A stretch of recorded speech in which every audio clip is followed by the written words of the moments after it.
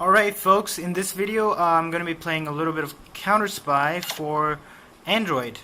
I'm going to be playing this on my NVIDIA Shield, and as you can see I'm quite a bit far.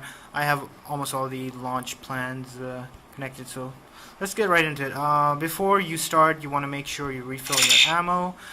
Use some of these bonuses that you can to lower the chances that you'll be either detected or get better health and so on and so forth, or weapons. Okay, let's go start. So I'm not going to be playing this as a stealth game because people have a misunderstanding that this is a stealth game. This is not a stealth game. It has certain stealth elements in it, but it is not a stealth game. As you can see, the loading times are pretty long. This is despite being on the Tegra K1. This is just the, limitation of the game, of how it's been coded. But let's try to, see what it has to offer.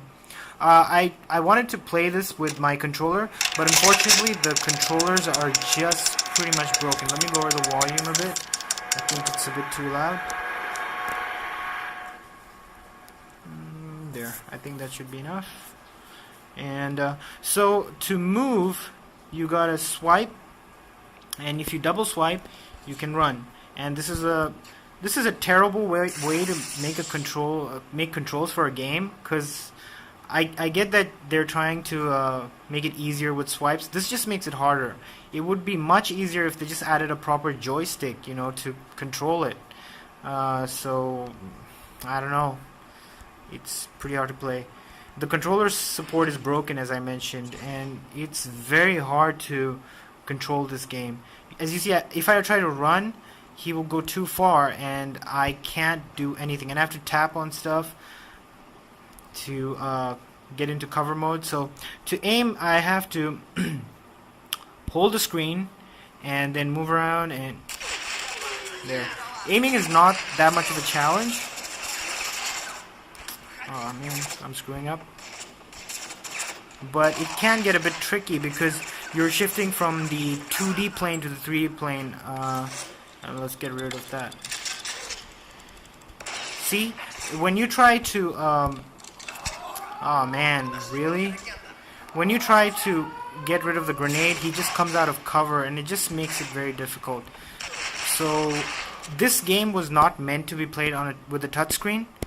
But they've kind of just thrown it into Android without any proper controls.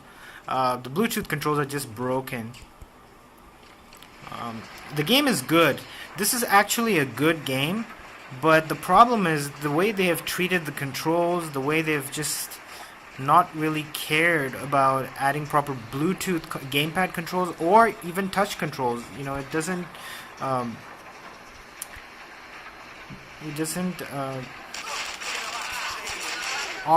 it doesn't give you the full experience of what this game could be. I played this on my Vita and it's pretty good, but even in the Vita there are some frame rate issues. Of course, in this version you don't have this frame rate thing. Oh, man, really?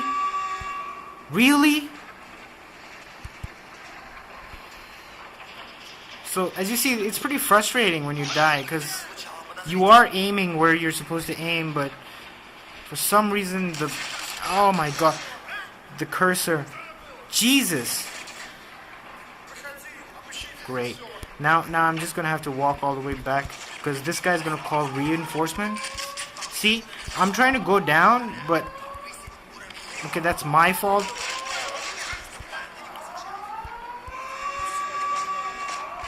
Yeah, you have to be kind of fast.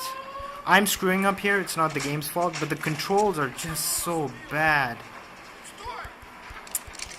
As you can see, I'm having a very hard time trying to control the game. See, right now what I just did, I just held the screen and he started shooting. I didn't want him to shoot. So, this is an example of a game with great potential, but really poor controls. I have no idea what they were thinking when they released it this way.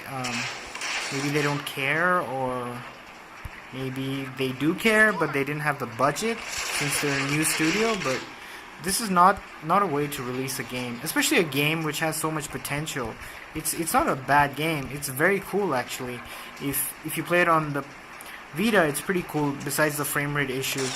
But this is just pretty unstable. I mean, I don't know what to say. I usually don't bash games, but what frustrates me is that this game has potential. You know, you collect these weapon plans and formulas, and all the levels are randomly generated.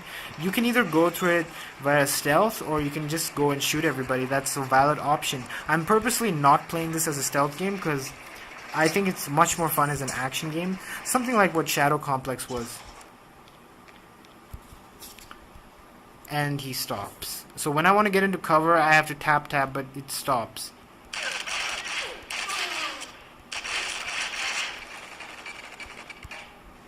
And there's no switch to cover. See, he just... Oh my god. There's just poor controls. Very poor controls. I mean, I don't know what to say. I didn't want to run into that camera, but he just kept running and he didn't stop.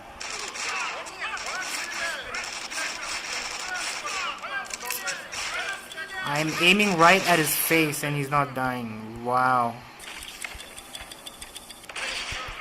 Can't go into cover. See? Can't go into cover. Now he goes into cover. And you might argue that if you play it as a stealth game, it's much easier, but that's not the point. This game is an action game with certain stealth elements. If you even watch the interviews with the developers, they say that many times. This is an action game with stealth elements. It's not a pure stealth game. Yeah. I'm sorry. So this is just a look at CounterSpy, and if you want to get this game, well, you should get it. I don't know. I wouldn't, but I have got it, unfortunately. So there's another problem. But yeah, this is CounterSpy. If you are into this, I would say get it on the Vita. It's a much better experience on the Vita or the PlayStation. Playing this